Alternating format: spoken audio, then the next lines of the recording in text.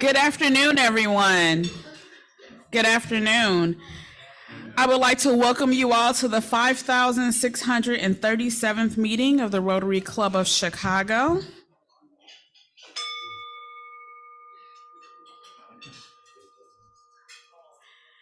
And now for our thought of the day, I'm going to invite our wonderful member up, Ted Nebel, to do our thought of the day.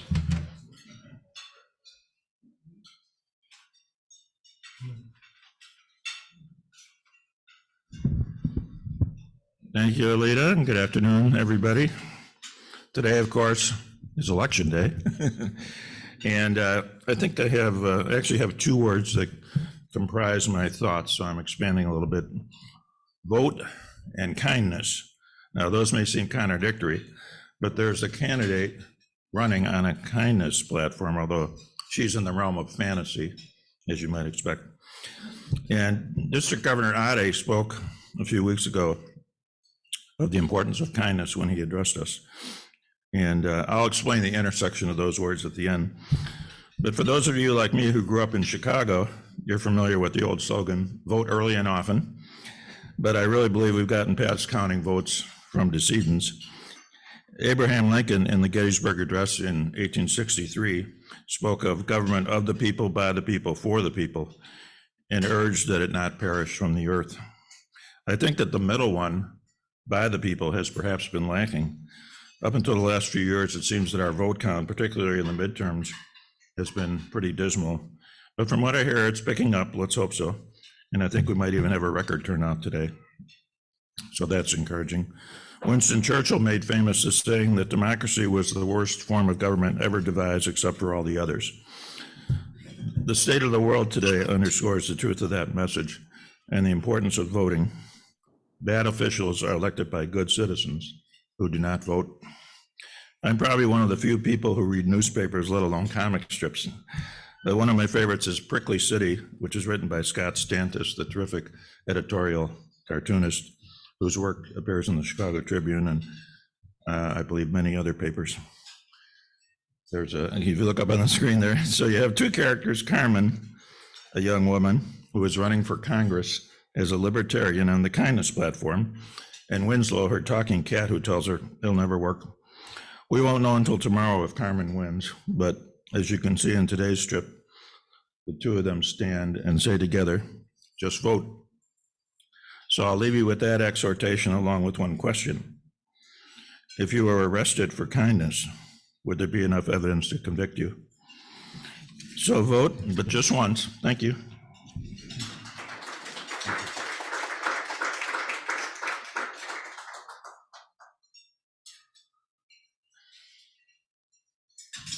Thank you, Ted, for that. And I voted yesterday, and it took me 45 minutes to vote because I read every single judge on my phone to figure out who I was voting for. So take the time, and it's important. Next, I would like to bring our members' attention to our great member, Jim Roscoe of Roscoe Company. Roscoe and the BEA are doing an angel tree for children whose parents are, one or more of their parents are incarcerated, and we are buying Christmas presents for them.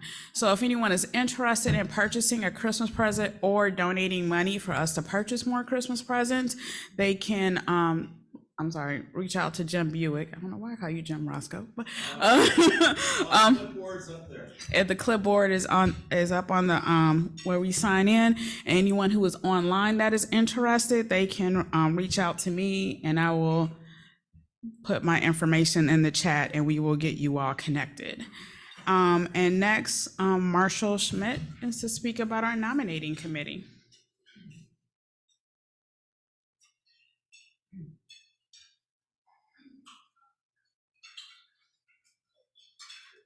So before I do that, I want to put a plug in for Link. The next Link event, the mentorship program, is the Angel Tree. We're getting all of our mentees together to wrap the Angel Tree gifts. So I encourage everyone to donate the gifts. A nice little synergy there between our programs. Anyway, under the Rotary of Chicago bylaws, Marga chairs the nominating committee. She's asked me to help her because she's quite busy returning to the world of being John Huco's spouse. She's traveling all over the world. So she's asked me to help. So we have created a nominating committee that the board approved last week of myself, Margaret Huco, Chuck Groby, Tony McHale, and Bob Westrup. If anyone has any suggestions for nominating of our leadership in the next Rotary year, please contact any one of us with suggestions. We will be meeting in the very near future and putting together a slate that will be approved or will be offered at the annual meeting on December 11th, I think is the date of the annual meeting. So I encourage you all to contribute. It's very important that we get people who can continue the legacy of Rotary One. So thank you, Alita.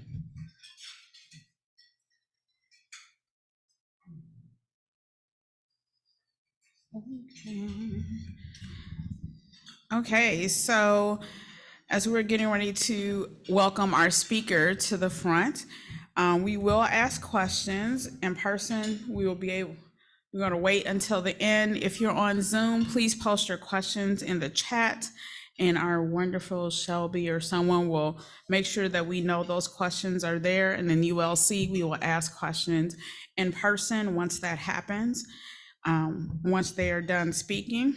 And at this time, Neetha Nagumbadi is going to introduce our speaker. All right, thanks, Lita. Can you hear me okay? Yes.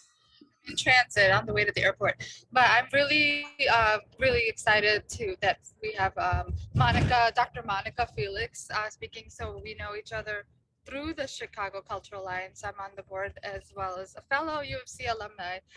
So very excited in the time of the great, like a lot of transitions in the world. This is the perfect person to lead the Chicago Cultural Alliance, and very happy that there's a lot of synergy with Rotary Club also too, international focus and also service oriented. So hopefully it will be more synergies to come as well too. So I'm going to read her bio here as well, and then so we can pass it on. So Dr. Monica Félix is the Executive Director of the Chicago Cultural Alliance, a consortium of over 40 Chicago area cultural heritage museums, institutes, and historical societies representing over 30 different cultures. The CCA furthers its mission of celebrating diversity, preserving history, and creating connections between Chicago's cultural institutions through a variety of programs and support services. Signature programs include the annual Activating Heritage Conference, the month-long Journey Chicago series of cross-cultural events throughout the city, which Monica helped just hit the ground running as she took charge and really helped make that a success. And a conservation and collections program. Dr. Félix's previous nonprofit leadership experience includes serving as the first Chief Administrative Officer of the American Comparative Literature Association, the Principal Learned Society in the United States, for scholars whose work involves several literatures and cultures. She also served as the Museum and Development Director of the Donkhaus German American Cultural Center in Chicago's Lincoln Square, where she oversaw exhibition curation, development, and cross-cultural programming. During her tenure, she curated a variety of exhibits, including the temporary display of The Glory of Germania, the mural from the 1893 World's Columbian Exposition in Chicago. She received her PhD in comparative literature, Russian, German from the University of Chicago in 2017. And with that, I want to hand the floor over to Dr. Félix.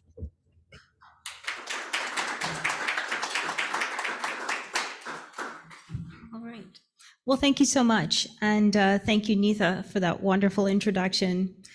I have truly been looking forward to joining you here today. I actually had the privilege of being invited to tour your headquarters in Evanston. Got a little bit of the history there. I don't know, hopefully all of you have had the chance to view it. There's a reproduction of the original Rotary office where the idea originated. They moved it over to that location. But one of the very first things that the guide there asked me was, what do you know about Rotary? And I said, I knew that there was an international focus. I knew a little bit about the work in polio. And she said, that's more than most people. A lot of people think it's just a club like the Lions Club. My eyes were opened during that tour. I was so impressed by the breadth and span of your work. And I realized that it truly has a global focus. There was such a focus on the four-way test there, which resonated with me. Is it the truth? Is it fair? Will it build goodwill? And will it be beneficial to all concerned? And you'll see in a moment why that resonated so much with an organization like ours. But the Chicago Cultural Alliance is unique. There isn't another organization like it, not that we're aware of. The closest would be the Department of Cultural Affairs for the city or for similar cities, or maybe an association like the Association of Midwest Museums. But if we go to the next slide here, I can tell you a little bit about what our actual mission is. But the mission is to connect, promote, and support organizations of cultural heritage, specifically in the Chicagoland area. So as Neetha mentioned, we actually have 45 core member organizations, and we're up to 18 partners now, actually. Those core member organizations are societies of cultural heritage, museums, institutes, historical societies. Just a quick question here to poll the room. How many of you have heard of or attended the Haitian American Museum of Chicago? Any hands? Yeah, not one. Usually there are maybe two or three in the room. And it's a shame because that is one of the many outstanding cultural gems in the city that are underrepresented. And that's part of the work that we do. We bring those organizations together to help make them stronger, to help them act collectively. So the actual origin of the association on the next screen here, you'll see is that it's coming out of the Field Museum originally. The two founders, Alakawali, Rosa Cabrera, those were the field representatives. They're anthropologists.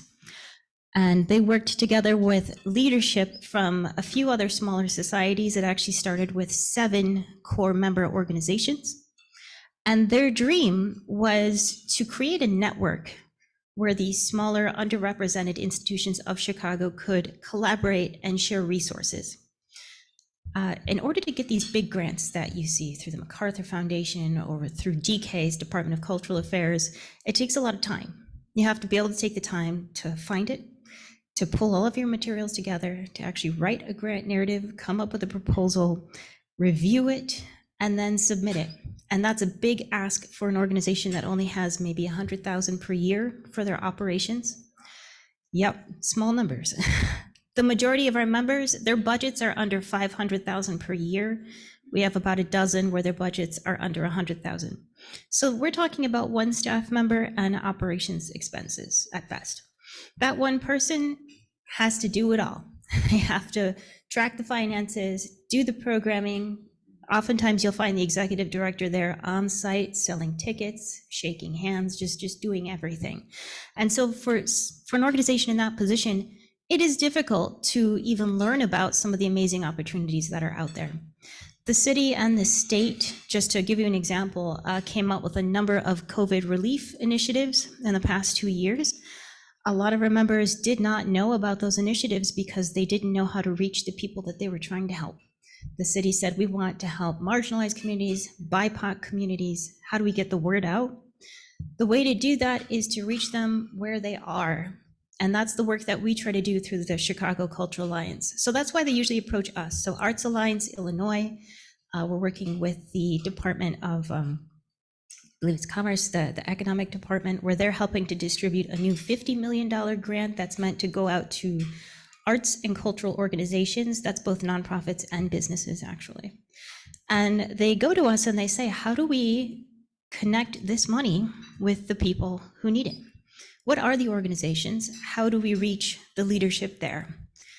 And that's the work that we do. We have the contacts. We know who needs a phone call, who needs an in-person visit, and who actually checks their email, because it's not everybody.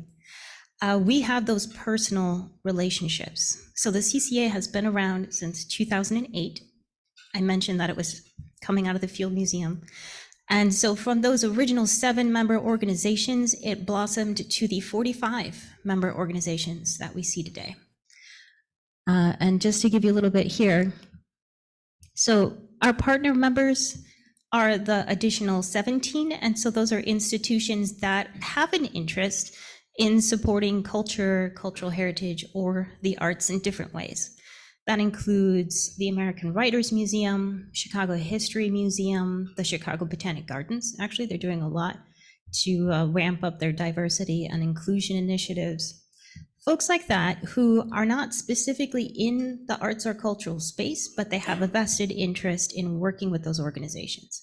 I had a meeting with some of the people out at the Chicago Botanic Garden, and they asked, how do we get more people from the city, specifically from the west and the south side, out to the garden? How do we connect with those people? What about this space says this isn't for you? And how do we flip the message?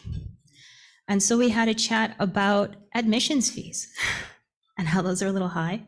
They're working on a new program to incentivize participation from the city, ways to draw them in. I mentioned that a number of our members have community gardens. If you have a look at the Trickster Cultural Gallery in Schaumburg, or the Cambodian Museum, the Dankhaus German American Cultural Center, at least a dozen or more of our members have small gardens on site, and they use them as a place to teach their language. So they'll teach the names of the plants or gardening specific words to children on site as part of the language program. They also use it for their aging in place initiatives. Seniors will come, they'll practice gardening. It's a wonderful program that the Chicago Botanic Gardens, for example, could support. Send facilitators out there, get to know the people where they are in their neighborhoods, and only through that mutual exchange can you expect them to make their way all the way out to the Botanic Gardens eventually. So that's just an example of a more recent discussion that happened, and most likely a future initiative that we'll see developing in the coming year or so. But here you see our full list. These are all of our members. I'm guessing you've heard of some of these at the very least. So we've got the Illinois Holocaust Museum. Polish Museum of America is pretty big. Anyone make it out there? West Loop, yeah, okay, got some nodding heads. Polish representation in the room, not enough Haitians apparently. Please make your way out there. I like to pick the Haitians specifically because it's a true success story. Again, they started with a budget of about 0. It moved up to 50, and now I believe they're on to 75,000 per year. They just moved locations. They were at a 300 square foot facility, and just this year they upgraded to one on Clark Street. That's 1,000 square feet, so 3 times the size. They're able to show 3 times as much of their exhibit. They have cooking programs. They have a static exhibit that you can view. You can learn Haitian Creole. They show films by Haitian authors. And again, that's all on a budget of under 100,000 per year. So these are some very dedicated people that you see working there. It's the perfect example that represents a number of our members and that same passion and community commitment that you see. All right, on the next slide then. So this is just a screen that talks about what we offer our members. So we have a membership that's focused on an institution. So if you can just click through, I would say the next 4. So we connect them with a large network of experts and peers. So every month we'll have a town hall. We invite leadership, or really anyone who wants to attend, to participate. So just to give you an example, we just had it on Friday, and we had our accountant, who very generously volunteered her time. She came and did a small presentation on how these organizations can actually still claim the ERTC tax benefit. Even though the deadline has passed, you can file a 941, amend your tax forms, and get quite a bit back. Our organization, she told us this, it was news to us, we're getting 38,000 back. One of our members, the Crossing Borders Music, filed. It's a 1-person organization, and he's getting 8,000 back. Now you can imagine for an organization that only, in his case, I think it's 50,000 per year, 8,000 is a big chunk of that budget. So that was an important meeting to have. It's important to send out our newsletter, which is another benefit that we offer them on the screen here. We send out newsletters twice per month, and it has information on what grants are out there. Program grants, grants offered by the city for outdoor festivals, cultural festivals, music festivals, federal grants, and some of the granting opportunities available through the foundations where we have connections. We also connect them with volunteers. Again, tiny budgets means they're looking for as many volunteers as possible. So we had someone come from the Chicago School of Psychology, I believe it's called, and they presented on their volunteer program. You just submit a request 2 weeks in advance and they will send 8 or so folks out there. And sometimes it's as simple as selling tickets at the door. Other times it can be helping to write exhibit placards, doing research for an exhibit, and just being the hands to go there and help install it on the wall. Again, they were pretty excited to hear about the volunteer opportunities. And that's one of the reasons why I was really looking forward to speaking today, because I know that that's a passion with Rotarians as well. Check out our website at chicagoculturalalliance.org, and you'll see that list of organizations there. And if any of it speaks to you, please, I hope you'll consider visiting their exhibits and maybe even volunteering your time. A lot of them have galas, festivals, tours. But moving on, the other benefits that we offer them, we have marketing assistance. Our website gets a fair amount of traction along with our social media. So we'll post their events. We post all of the upcoming things that you see. We have a calendar on our website. So if you're sitting there one day thinking, what should I do this weekend that's different? It's always the same thing. Maybe it's Netflix. Maybe it's checking your stock portfolio. I don't know how you spend your time. I think you should try a cultural event next weekend. If you go to the site, you will see everything that our members have listed in terms of their offerings coming up this weekend. And sometimes it's gardening, language classes. The Japanese American Service Committee has an origami class, a club that they do. It's a lot of fun. They also help facilitate courses in taiko drumming. So you can learn a traditional form of drumming. The Hana Korean Center also has similar drumming classes.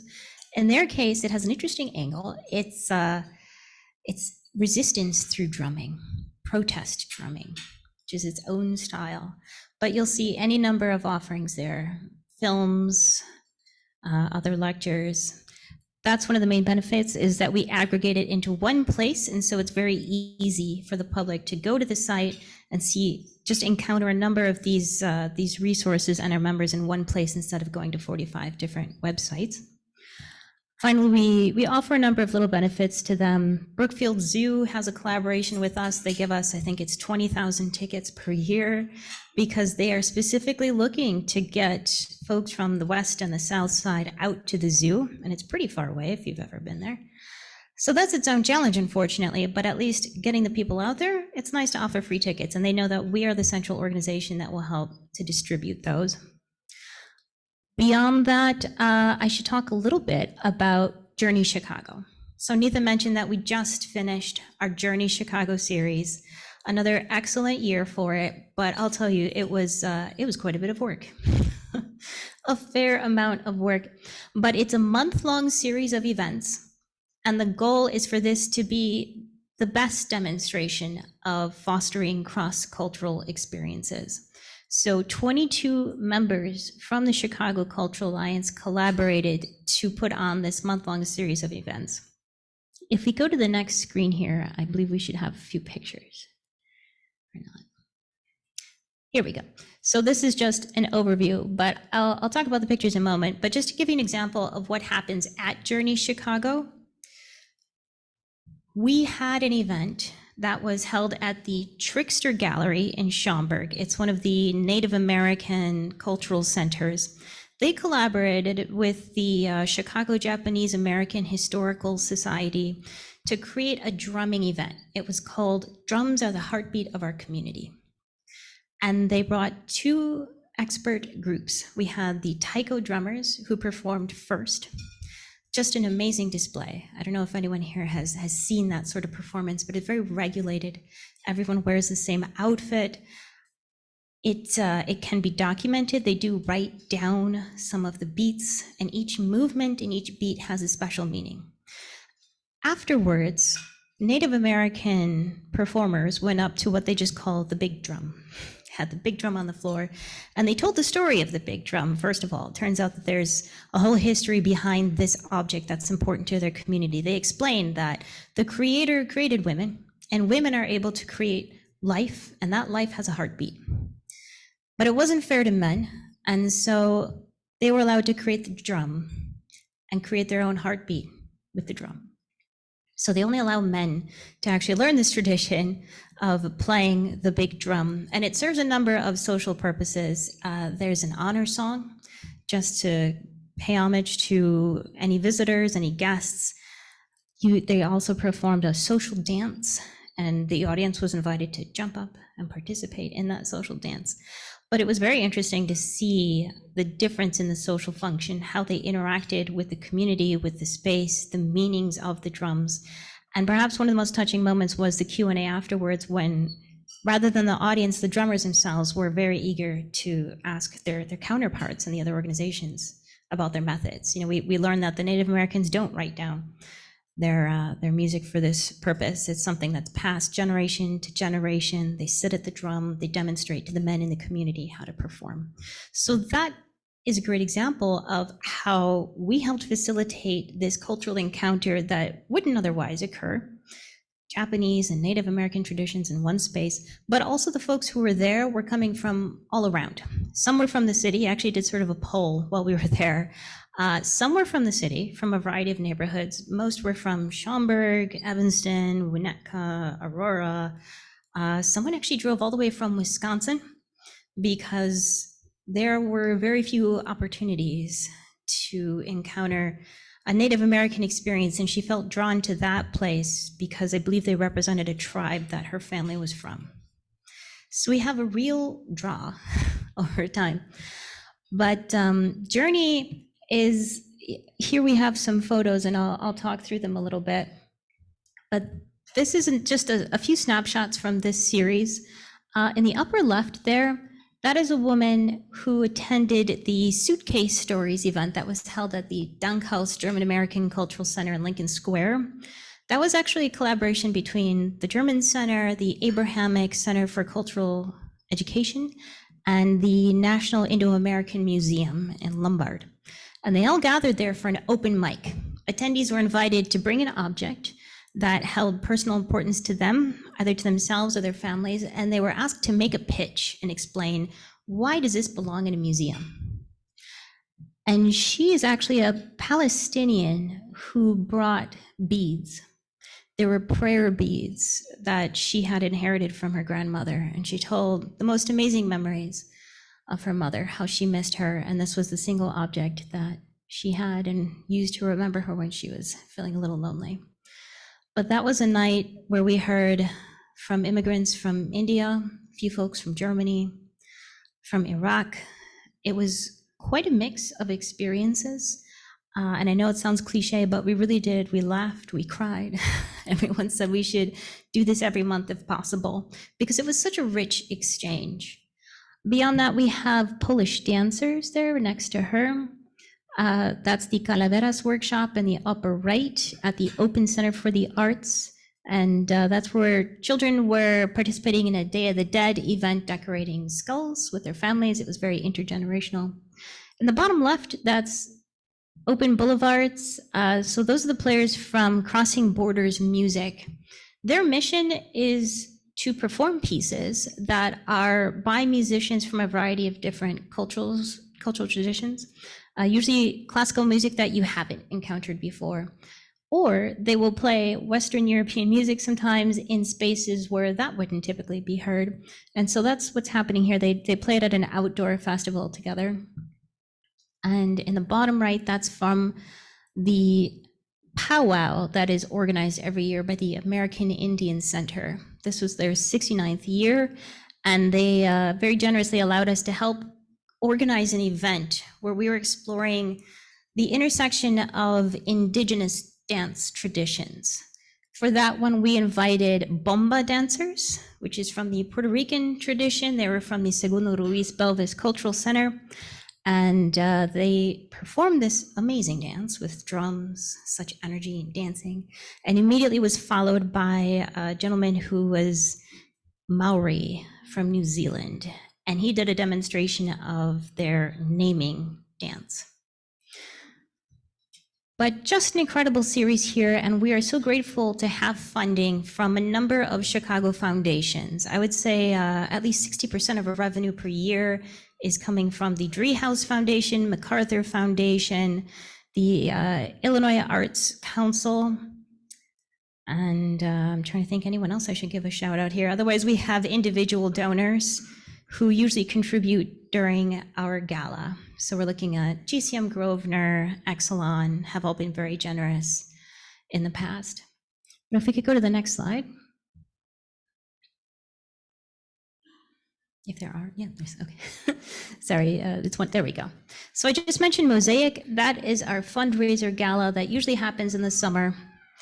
This year we held it at the Chicago History Museum, which is also incredibly important to the history of the Chicago Cultural Alliance. Historically, we've always had one board member from the Chicago History Museum. We are actually working with them to reimagine the Crossroads exhibit on their second floor.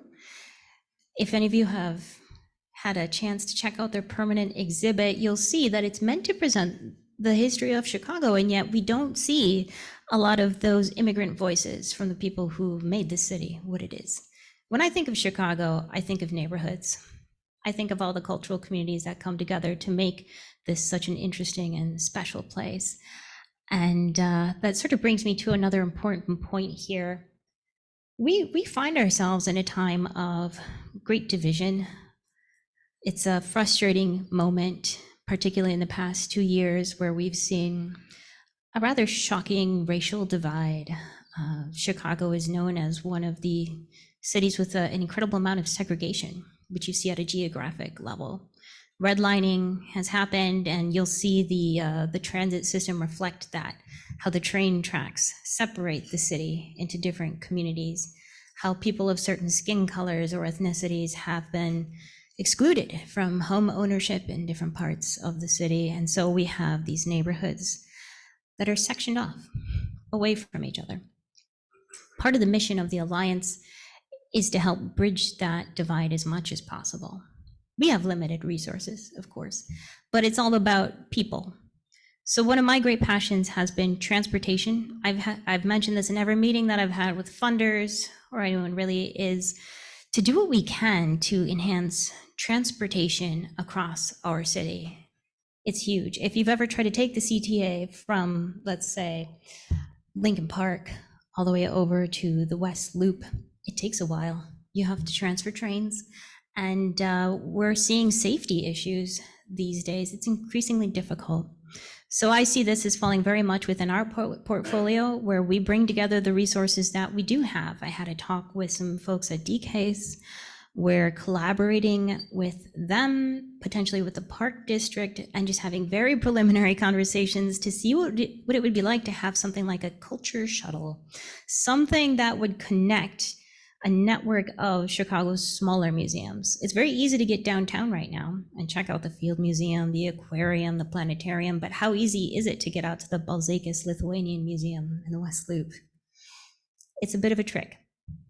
And it's a hard sell to tourists to the city if they're not familiar with those highlights, if they're not getting the same publicity that they deserve, and if it's difficult to reach. So we certainly have our work cut out for us. But I certainly see an overlap, at least in terms of our shared values. We're looking to build greater communities, not just for Chicago, but in general. We're looking to volunteer in those communities to help out those who need the help the most. And sometimes that can be Japanese seniors who have actually experienced incarceration previously, and they're looking to share those memories with the next generation. You may have heard that a number of the Asian societies collaborated to help pass the TEACH Act, so that now it's mandatory for Japanese American history to be taught in Chicago public schools and throughout the state of Illinois. We definitely call that one a win. That's teaching a little bit about understanding and collaboration. I should also mention we have a conservation and collections program where we send someone out to help evaluate their cultural treasures that they've built over the years. Some of you may have things like this at home. Maybe it's an old Bible, a traditional dress that your grandmother had, books of special interest to your families. Communities will usually donate those to their local cultural center and entrust them with preserving and potentially even exhibiting those objects. But as you can imagine, a number of these centers don't have formal museum training, and they may not even have business training. So that's another area where we do try to help out with workshops on how to preserve archival photographs, how to preserve textiles in a way that you're not using acidic materials to bleed into the fabric. But really, I could talk all day about this. I just have a number of different things that we do. But the final mention that I should make is probably what we're best known for, and that is World Dumpling Fest. I hope to see many of you at World Dumpling Fest. We're looking at bringing that back after 3 years now, and that's usually held in September. In the past, it's been at Navy Pier. Huge event, between 2,000 to 5,000 people will stop by and sample dumplings from around the world. We use the word dumpling loosely, to be fair. Not everybody has a dumpling per se, but an empanada, right? It's dough with meat in it. It's the same principle, but it's something that everybody can kind of bond over. It's a shared culinary tradition. So we usually get our members to recommend vendors who they see as having an authentic representation of their culture's dumpling or dumpling equivalent. And then we have material there to promote their event. So that one's just a much more fun and approachable way of experiencing culture and bringing everybody to a central space where you have plenty of native Chicagoans, but also tourists there as well. And we're always looking for volunteers and sponsorships as well. I'm just going to throw that one out there because that is my job. But that's my overview. I'm looking forward to answering any questions that you have, but thank you very much. Do you have any questions in the room? What? We have a full room and no questions? Thank you. Hold on, let me get the microphone.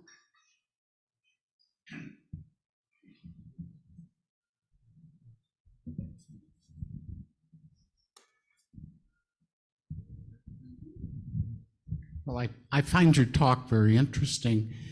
A whole ancillary question for me would be, how does a PhD in comparative lit land in the chair where you sit every day? Thank you. I get that question a lot. Well, I'll tell you what, there are not a lot of careers in the humanities right now. I was very fortunate to be accepted at the University of Chicago and to complete my PhD there. And I have always just had a fascination for culture in general, particularly narrative, the way that people present their experience and try to make it real to someone who's outside of their head. You can look at literature, you can look at movies, but it's especially relevant when you're looking at the immigrant experience. When someone comes here and they experience hardship, it's one thing to say, this was difficult for me, and it's another to show it. It's another to have a demonstration of the dances and the food that they cook and make it real to someone who's so far outside of your culture, but can see that maybe we're not so different. So really that is the common thread for me, is just a celebration of the things that make us human and interesting. Yeah. Are there any questions online? I know there was one.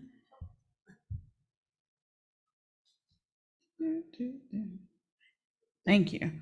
We do have Nancy questions said, how do online. you work with Choose Chicago and other tourism organizations to expand promotion awareness of your efforts? Sure, I can speak to that. In the past, the CCA has had at least one board member from Choose Chicago on the board of directors. I'm going to say we have a gap right now.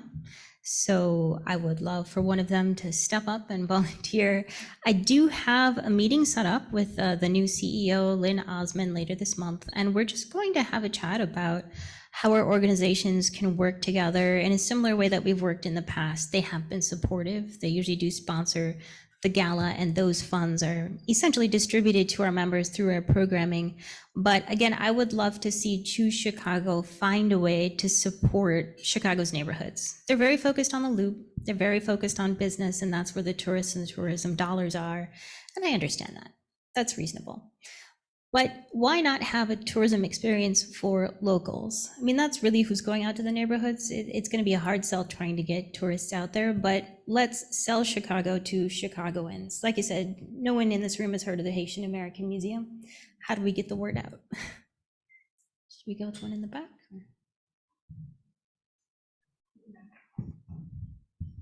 And this is going to be our last question because we have new members to induct today. Oh, yeah.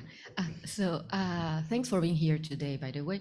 But my question is really, what have been your major challenges in terms of integrating communities in the area of Chicago? And maybe what has been the major, achievement that you can say?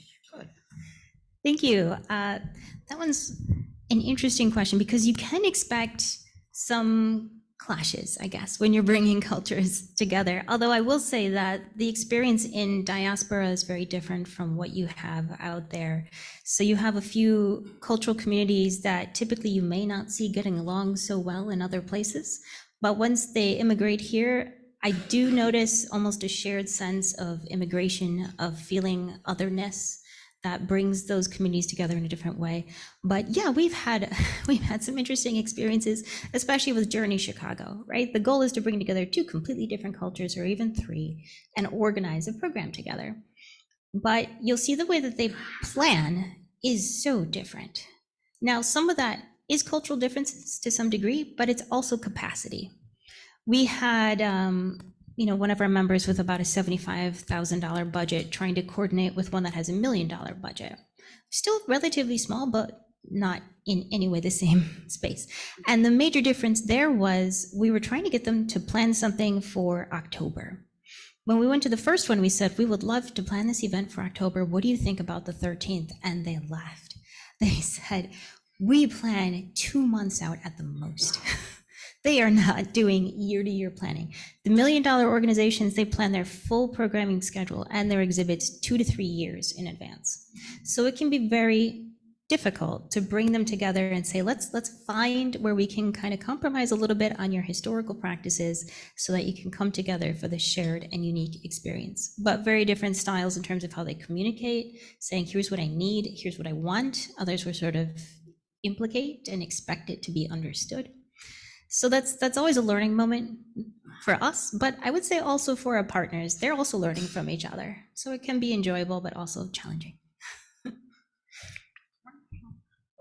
We want to thank you so much for coming today. And we have, we'll go this way. And we have this wonderful coffee cup that says the Rotary Club of Chicago. So you can remember us every time you have a cup of coffee or tea. Great, that'll make every day. Thank you.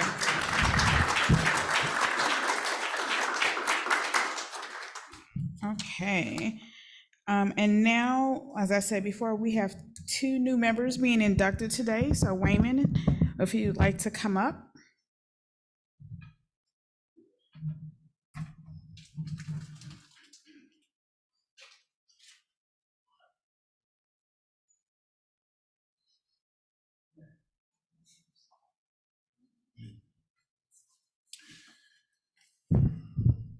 All right, good evening, everybody. Rotarians, friends, and visitors. Glad to have you here this afternoon. It is my great pleasure on behalf of the Board of Directors and members of the Rotary Club of Chicago to welcome each of you as a member of Rotary One. We welcome you not only for the fine fellowship that we shall share, but also for your talents, abilities, and enthusiasm that will help us to carry out our many projects to make our community, our country, and the world a better place in which to live. Would you like to step up, Andrew, and Mayor? No, that's okay.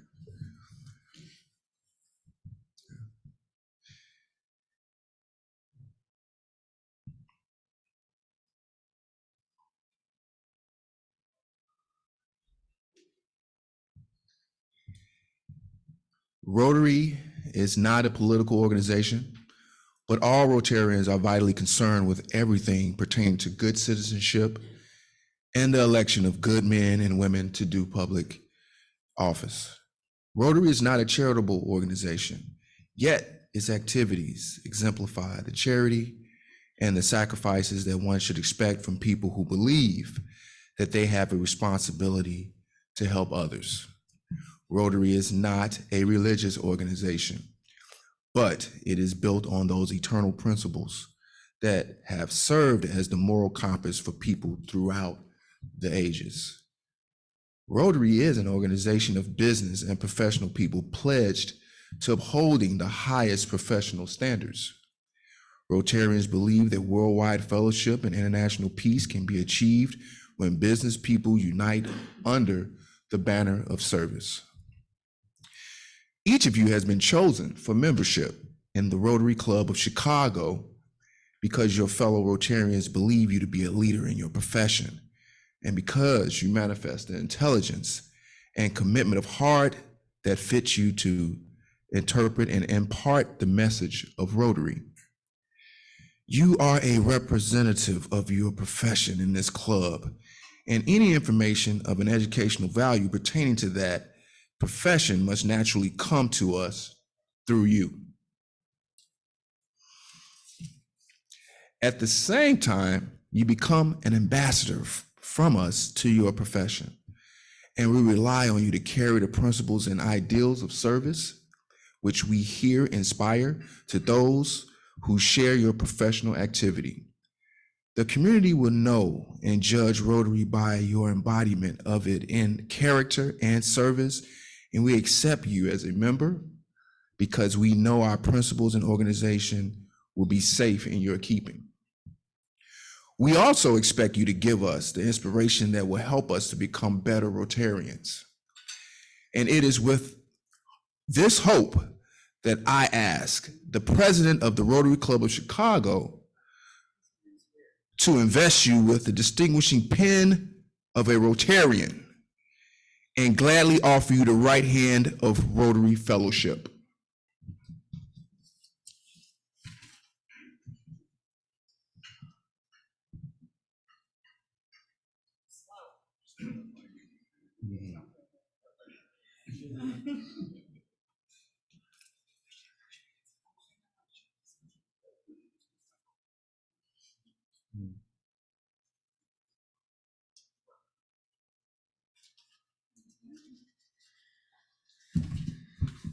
And now we will give you 1 minute to tell us about yourself and why and what you do, and welcome you to Rotary. Yeah.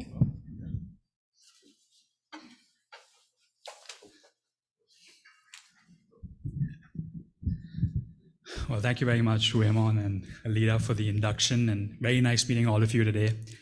So my name is Mihir Malik, and I work in the healthcare space. So I currently work for a healthcare startup, and we do a lot of work with health insurers and hospital systems to help in their transition to value-based care, which is a big part of the Affordable Care Act that President Obama implemented back in 2012. Been in healthcare pretty much my whole career. It's an area of passion for me, and do work outside of that in the community as well, tied to healthcare, like work with a foundation that helps cancer survivors and cancer patients sort of have peers and like build peers and support systems to sort of manage care overall. So one of the reasons I love to join Rotary, like Ted mentioned, the whole concept of kindness and the whole concept of service overall, that's something I'm very passionate about. And I think being fortunate enough to sort of have employment and do work, giving back is a big like giving back to the community is something I hold very important and dear to my heart. And just listening to Dr. Félix today, and even some previous sessions I've attended, I think Rotary is a tremendous platform to sort of scale and make a huge impact with respect to giving back to the community. So excited to be part of the team and look forward to continuing to engage and meet all of you. Thank you. Andrew?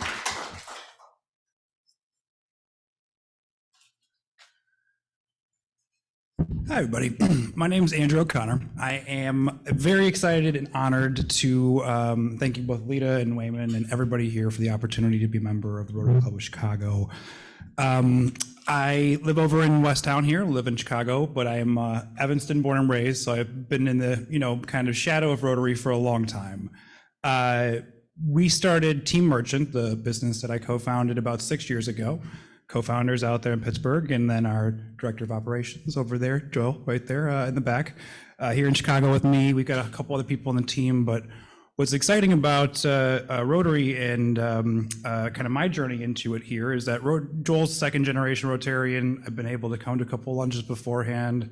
I too have been involved in some actually arts nonprofits here, and I'll be at the Irish American Heritage Center playing euchre later tonight with a couple other Rotarians. But I got a couple opportunities through work to see Rotary International. I got to be in Houston in June, and that really kind of, seeing the kind of broader scope of Rotary on the international, it kind of triple lit the fire. Having some people in my network like Alita and Jim and other people who've been encouraging me to join has been helpful too as well. But I just feel so lucky and honored to be a part of this. Service is so important to us, and as a values-based company, the Rotary motto has just been kind of a perfect fit at the perfect time in our kind of journey right here. So thank you all, Andrew O'Connor, and it's great to meet you all. So.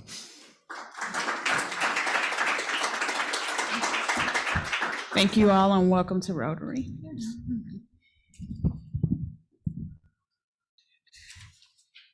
Okay, so next we would like to thank everyone who came out to the Meals on Wheels bingo and stand down for coats. I believe there's a slide for that. There it is. Thank you all for coming out. And then we'd like to invite Sarah and Wes up to discuss the great things that are coming up with the Community Service Committee.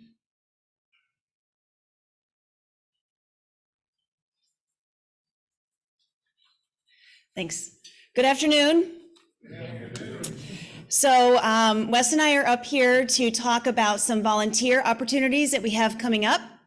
We want to thank our Community Service Committee. We've worked really hard to come up with monthly projects.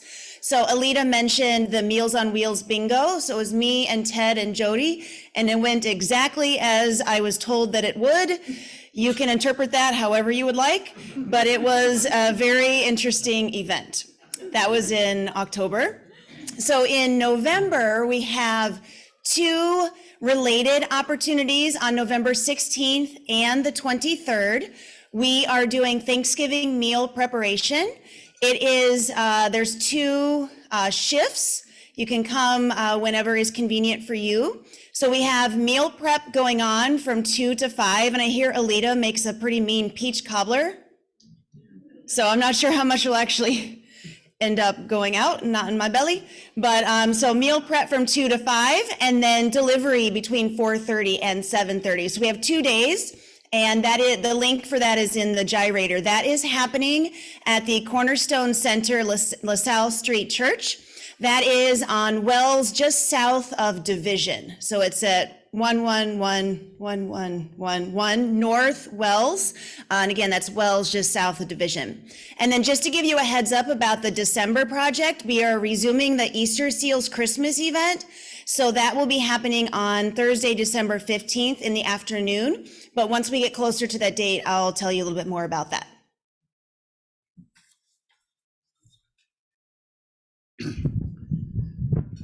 Well, you more veteran Rotary One members will know that this is the time when I start talking about the dictionary project.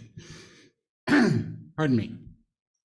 The dictionary project provides age-appropriate dictionaries to Chicago Public Schools third graders. And what we need is volunteers to deliver the dictionaries to the schools. Because of the gap caused by COVID, the rhythm that we had previously going to certain schools every year has to a certain extent been lost.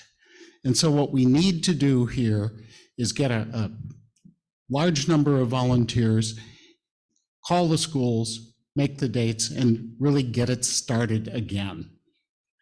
This is not a particularly difficult thing to do, but we need to do it. So I'm looking for volunteers. There's a link on the Rotary One website where you can sign up.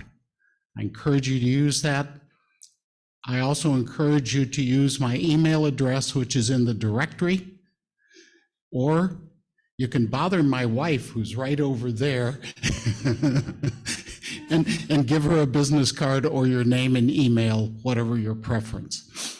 That way, we'll get that throwaway to volunteers and really get the project moving again.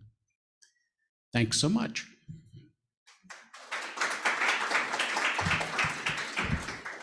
Okay, so we are close on time, so I'm gonna run through this real quick. All announcements are in the gyrator and on the club website, so please go see that for new committee activity. We are also creating a new committee called the CARES Committee that Jody and Andrew are on the committee. See, we get you started right when you come in.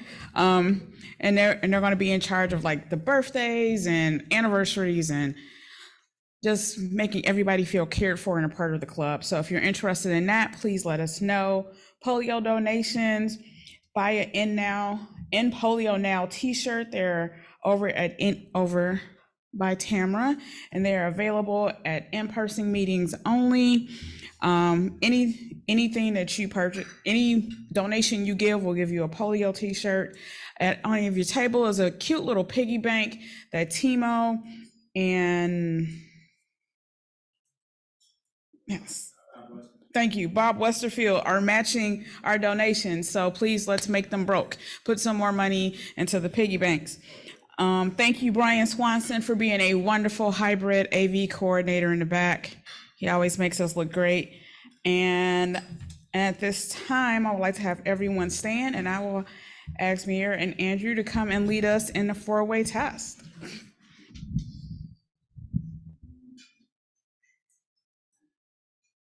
on up, guys.